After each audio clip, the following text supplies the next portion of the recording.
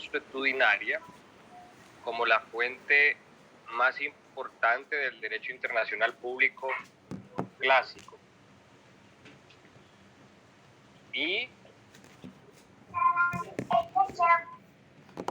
consecuencia de esto, recordarles que el derecho internacional público todavía tiene esa fuente como una fuente importante dentro del ordenamiento jurídico. ¿Cuáles son los dos elementos de esta fuente? Hay un elemento físico, ¿verdad?, que es lo que les mencionaba ayer, la práctica de los estados, los hábitos de los estados, los usos de los estados. ¿Frente a qué? ¿Frente a qué? Frente a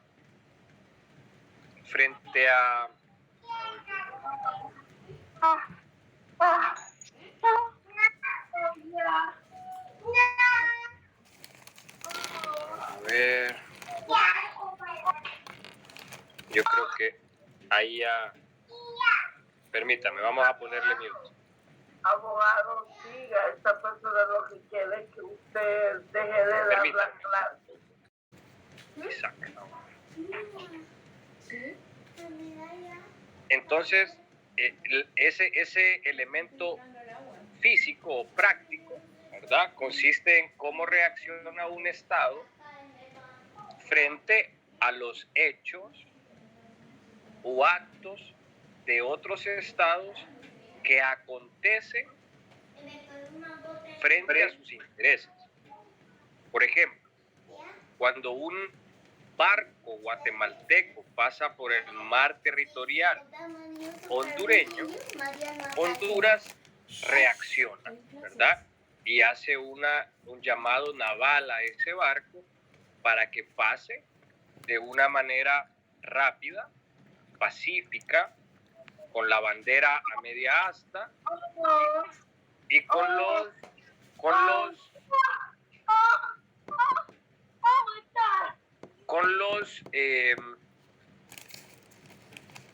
cañones apuntando hacia el mar, ¿verdad? Entonces, ¿qué es eso? Es una reacción. Cuando esa reacción se repite de manera constante y uniforme durante un tiempo determinado, surge el otro elemento de la costumbre, que es el elemento psicológico.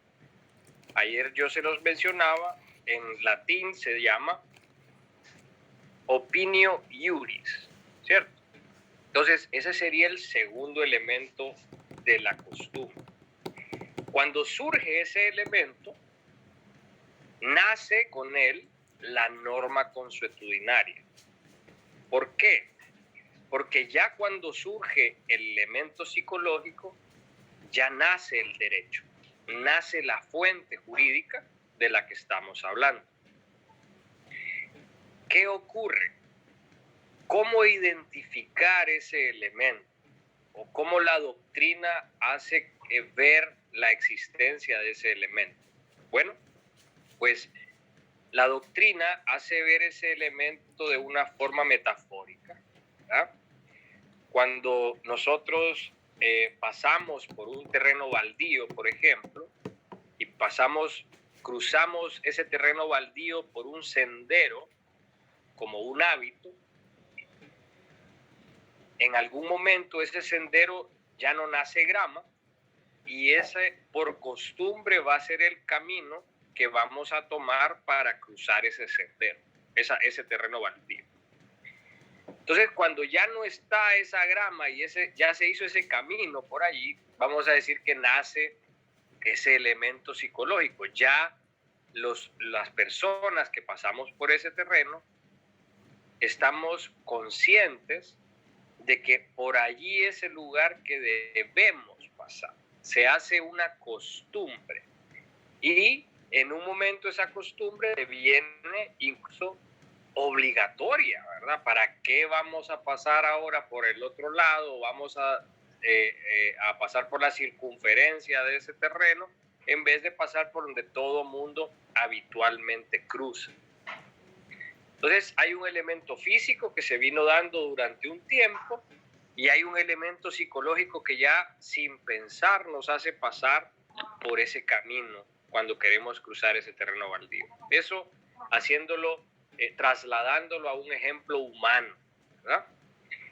Trasladándolo al derecho internacional público, cuando ese barco guatemalteco, por ejemplo, pasa por ese mar territorial, siempre Honduras reacciona de una determinada manera. Hay un momento que esa reacción se convierte en un hábito tan arraigado que surge la opinio iuris y ya se convierte en obligatorio reaccionar de esa manera. Ya nadie pregunta en Cancillería,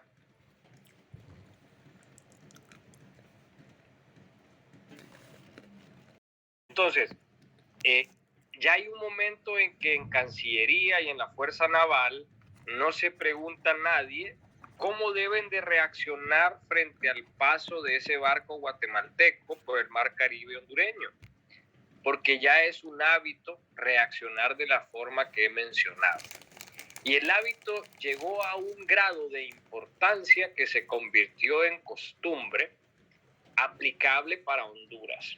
Se convirtió en una norma consuetudinaria, en una fuente de derecho. ¿Dónde se recoge esa fuente? Porque vamos a decir, está en el entender de Cancillería, que es la representante internacional de Honduras, y está en el entender de la Fuerza Naval, que es en ese sentido la soberanía hondureña ejemplificada en la milicia naval, donde se puede recabar o recolectar un documento que pueda acreditar de mejor manera la costumbre. Pues normalmente Cancillería, cada vez que la naval o que el propio Ministerio de Relaciones hace un acto o reacciona de alguna manera frente a un hecho que realiza otro Estado y que afecta o que toca los intereses de Honduras, escribe algo dentro de sus bitácoras o escribe algo dentro de sus protocolos, escribe algo dentro de sus diarios, ¿ya? Con el afán de poner un punto de referencia a perpetuidad de lo que ocurrió. Entonces, si ese barco guatemalteco que cruza el mar territorial hondureño, el mar Caribe, no cruza de manera veloz, constante, no cruza con la bandera a media asta, ni con sus cañones viendo hacia el mar, entonces Honduras inmediatamente genera una reacción naval y también emite una nota de protesta, da una carta a la Cancillería y al ejército guatemalteco advirtiéndole que eso no debe de ocurrir. Y de esa forma, usted como jurista e investigador localiza en ese documento esta costumbre. Y ese documento que está en estos archivos le permite acreditar ante un juez, ante un árbitro mañana, ante un mediador, un conciliador, ante la representación internacional de Guatemala o de cualquier otro país, que la costumbre de Honduras es esa, ¿ah? Que el mar territorial hondureño debe de respetarse bajo esas normas y que, por ejemplo, el mar territorial hondureño es de 12 millas náuticas, ¿verdad? Entonces, en ausencia de un tratado, como ocurría antes de 1982, que no existía el Tratado de Derecho del Mar, en ausencia de tratado, ¿qué fuente vamos a utilizar para acreditar nuestro derecho o para contradecir el derecho del Estado ajeno, el tercer Estado?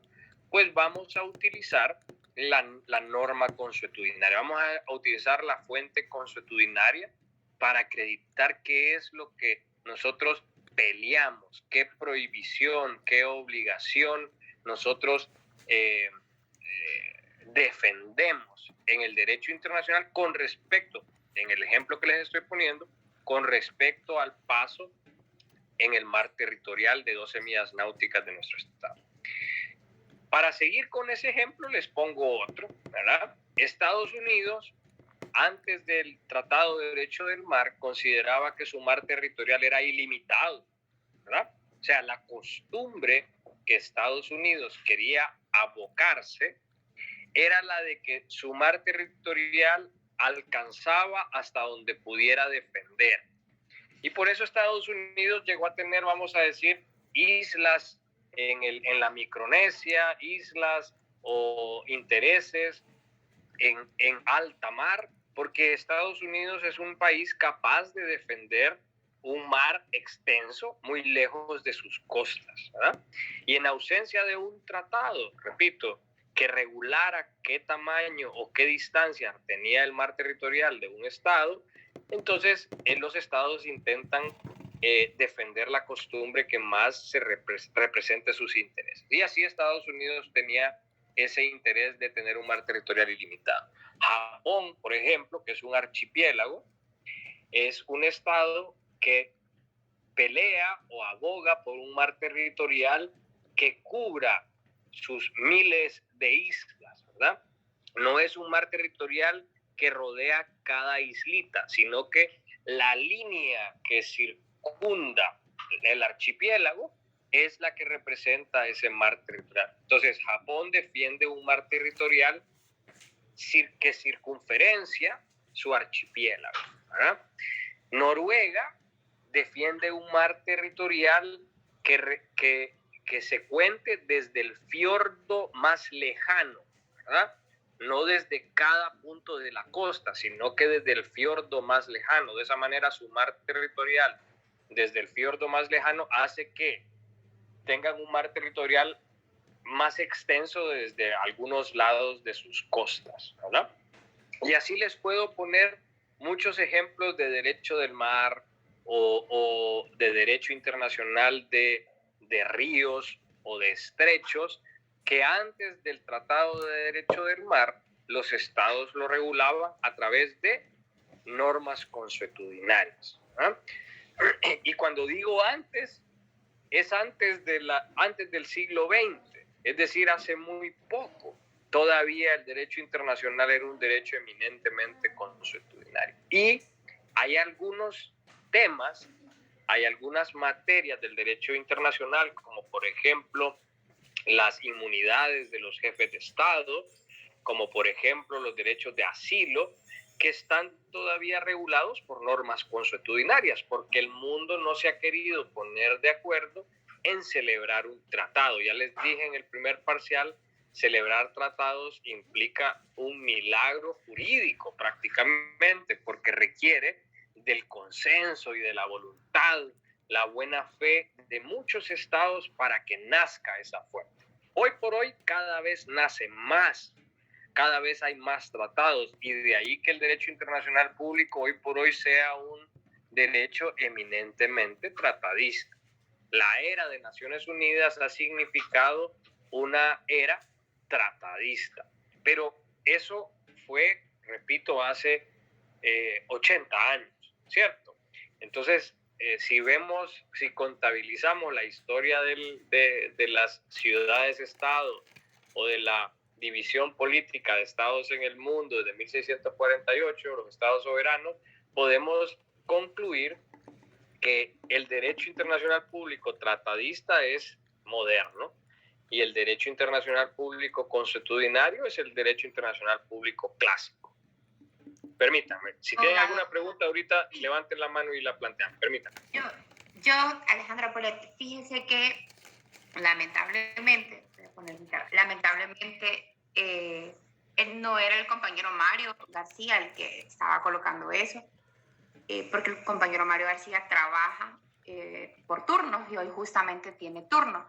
Lamentablemente siguen metiéndose al chat y no sé qué tienen en contra de nosotros porque siguen molestando, y solo para eso, era para excusarlo de que justamente no había asistido a clase y se pusieron el nombre de él. Eso era lo que quería mencionar. Muchas gracias, muchas gracias. Sí, es una pena que esté ocurriendo eso. Yo espero que podamos superarlo de alguna manera tecnológica estamos haciendo un intento de localizar lo que está ocurriendo, pero también tengo confianza en que en algún momento el o la antisocial que está haciendo ese tipo de actos, pues recapacite y respete la clase que estamos intentando impartir. ¿Tienen alguna pregunta? Gracias, abogado, muy amable. Sí. ¿Tienen alguna pregunta? No. Ok, yo hoy vamos a decir, enfatizando en lo que hablé ayer, voy a seguir haciendo. Entonces, cuando ustedes, cuando el derecho internacional tiene tratados que tienen origen en la costumbre, la fuente se solidifica, ¿verdad? Se cristaliza en una norma escrita de origen consuetudinario. Vamos a decir que ese es el nacimiento del derecho internacional más completo, ¿verdad? Cuando la fuente, pues, el tratado es completamente novedoso y no tiene origen en la costumbre, entonces no es que esté mal, pero es menos completo que el tratado que tiene origen en la costumbre. Y cuando una costumbre no ha cristalizado en un tratado, pues lo que es compleja de acreditar, ¿verdad? Pero les repito, las cancillerías deben de ser muy dinámicas, muy eficientes en el tema, deben de estar recolectando esa información jurídica de interés de su Estado para que en el momento oportuno, en ausencia de otra fuente de derecho internacional, el Estado que representa pueda utilizar la fuente consuetudinaria como la fuente que le aplica a sus intereses y de esa manera defenderse u oponerse a los intereses del otro Estado, del tercer Estado, con respecto a la costumbre que ese Estado practica. ¿Qué ocurre cuando un Estado guarda silencio frente a una costumbre, frente a un acto, un hecho internacional que le afecte? En ese sentido, en ese momento, lo que puede generarse es una costumbre inversa, ¿verdad? Es decir, si Honduras no dice nada, cada vez que pasa ese barco guatemalteco por su mar territorial, entonces lo que va a ocurrir es que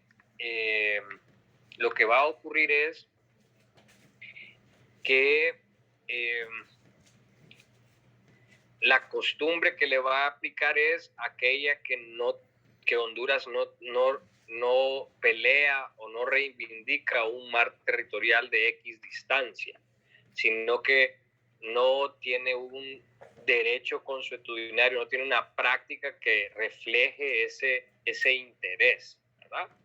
Entonces, es muy peligroso guardar silencio, no ser dinámico como Cancillería o como ejército naval en este caso, porque eso puede llegar a afectar a los intereses del propio Estado que usted representa. Ese dinamismo debe de estar de la mano de la actividad internacional de un Ministerio de Relaciones Exteriores.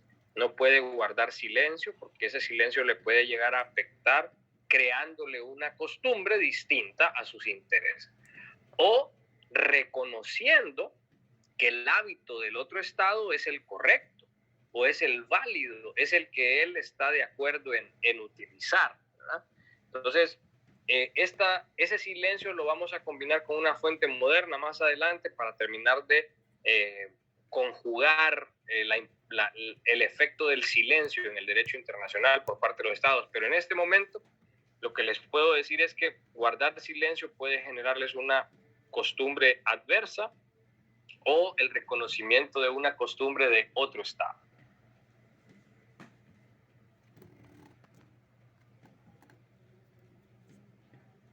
¿Alguna pregunta, jóvenes?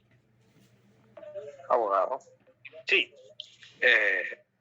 Entonces, para que nazca la fuente consuetudinaria, es a través de la práctica y hábito de los estados. Así es. Pero para que pueda formalizarse, ¿cuánto tiempo debe pasar para que deba ya considerarse como una norma como tal? Perdóneme, ¿en qué momento ya se puede considerar? Cuando nace la opinio iuris. Es decir, ese momento no se lo puedo decir porque es un momento intangible, es un momento que nace de acuerdo a la convicción jurídica, convicción psicológica de que esa es la norma ya. Puede ser que algunas costumbres nazcan más rápido que otras, porque la práctica ha sido mayor, o algunas costumbres nazcan más rápido que otras porque la información o la comunicación, la globalización haga que las costumbres, las prácticas se conviertan en costumbres más rápido hoy en día. Pero ese momento no lo podemos precisar. Es un momento intangible, impredecible, que surge con ese elemento psicológico que obviamente en algún momento reconocen las cancillerías de los estados y por eso lo documentan, ¿verdad? Pero no hay un único momento. No es que en 50 años ya es una costumbre. No. Usted tiene que comprobar que esa práctica se convirtió en obligatoria y por ende en norma consuetudinaria. ¿Cómo lo va a probar? Con todos los hechos que usted compruebe que hizo o toda la práctica que realizó ante un hecho parecido en el tiempo.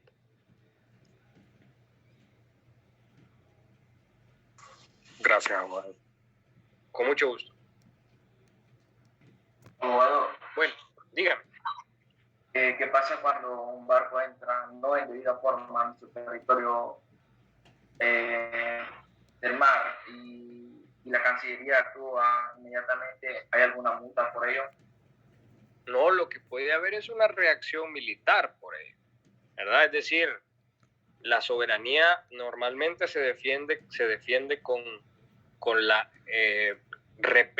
haciendo una reacción militar frente a la amenaza, ¿verdad? Dependiendo cuán importante sea esa amenaza, de esa manera reacciona el Estado. Si hay una amenaza de uso de la fuerza o de amenaza a la paz de Honduras o la soberanía de Honduras, seguramente la reacción del país va a ser atacando, ¿verdad? O repeliendo esa amenaza, ¿me entiendes? Lo que sí es que debe de ser proporcional, no puede uno, porque pasó una lancha, no puede ser que un Estado reaccione con un ataque militar, ¿entiendes? Uno repele proporcionalmente la amenaza. Ya lo vamos a ver después con la legítima defensa.